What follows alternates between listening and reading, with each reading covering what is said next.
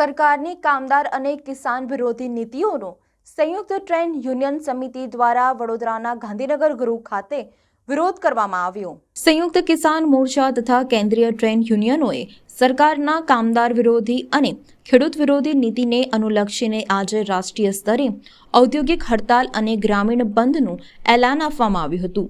વડોદરામાં સંયુક્ત કામદાર સમિતિ અને સંયુક્ત ટ્રેડ યુનિયન સમિતિ દ્વારા ગાંધીનગર ગૃહ ખાતે દેખાવો કરવામાં આવ્યો હતો, સાથે જ રેલી કાઢવામાં આવી હતી અને જિલ્લા કલેક્ટરને આવેદનપત્ર આપી રજૂઆત કરવામાં આવી હતી।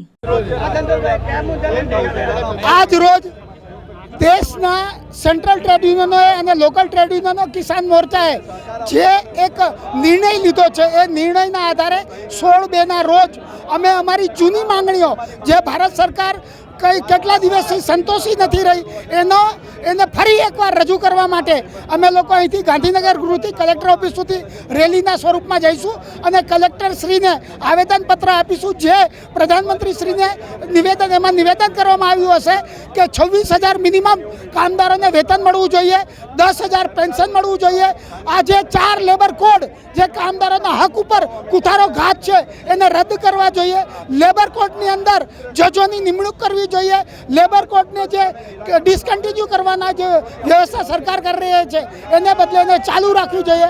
આવી માંગણીઓને લઈને અમે આજે આવેદનપત્ર આપીશું। મારું નામ સંતોષ પવાર, કન્વીનર સંયુક્ત કામદાર સમિતિ અને જનરલ સેક્રેટરી હિન્દ મજદૂર સભા। આજ રોજ સંયુક્ત કામદાર સમિતિ અને સંયુક્ત ટ્રેડ યુનિયન સમિતિ અને કિસાન મોરચા, સંયુક્ત કિસાન મોરચા તમામે જે આહવાન આપ્યું છે કે કામદારો અને કિસાનો બંનેના પ્રશ્નો સરખા છે। કામદારોની વિરુદ્ધના કાયદા પસાર કર્યા છે અને કિસાનોની વિરુદ્ધના કાયદા પણ હજી દૂર કર્યા નથી।